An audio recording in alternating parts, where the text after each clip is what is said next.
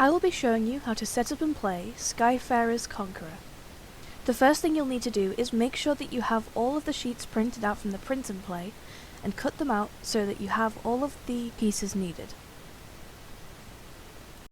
Once everything is cut out and ready, you should have 2 pieces of a board which should be aligned by the island at the border connecting in the centre, 4 steel cards, 4 of each structure card, the farms, quarries and forests, 28 rope, rock and wood cards with an additional 4 lucky cards of each type, as well as 10 tokens of each material type and a steel spinner.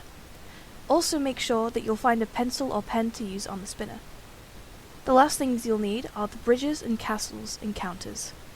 You will need 4 of each green and pink bridge, a counter for green and pink, and a green and pink castle too. Finally, you should also have a build card for each player, but since I am just demonstrating the game today, I will only have 1 card. The aim of the game is to build to the opposite island and build a castle in order to conquer the land.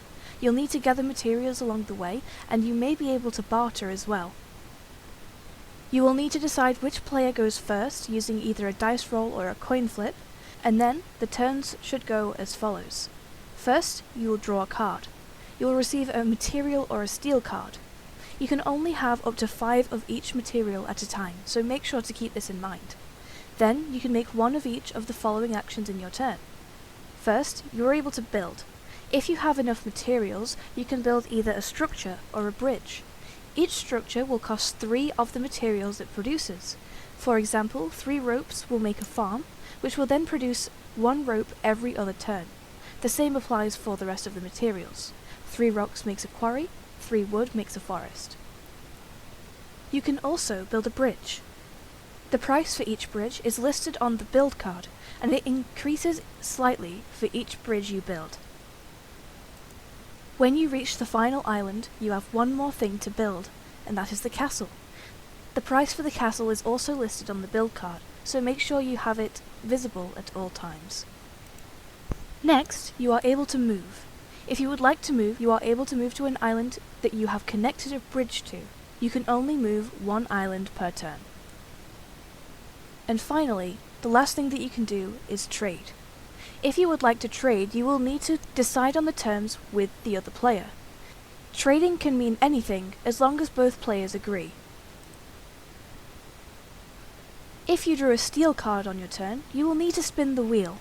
Whichever material you spin is the material you will steal from the other player. If they don't have that material, spin again until you get one that they do. If the other player only has 1 material, you steal that by default and there's no need to spin.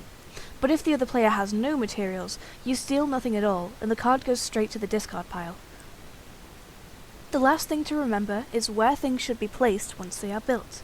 For example, structures should be placed in your coloured card slots around the edge of the board.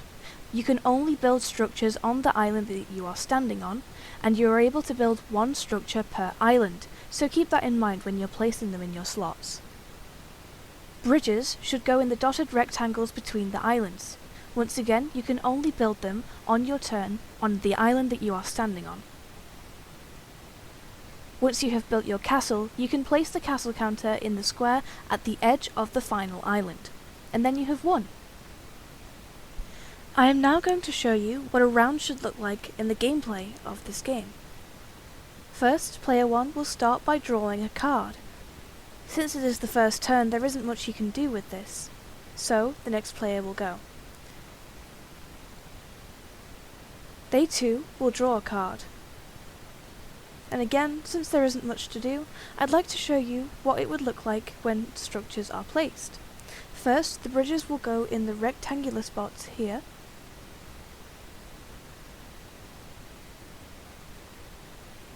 To indicate that the player is able to progress to the next island. Then the structures will be placed in the boxes on the edge of the board to show which materials will be produced every other turn. The castles will be placed on the sides of the board for whoever wins.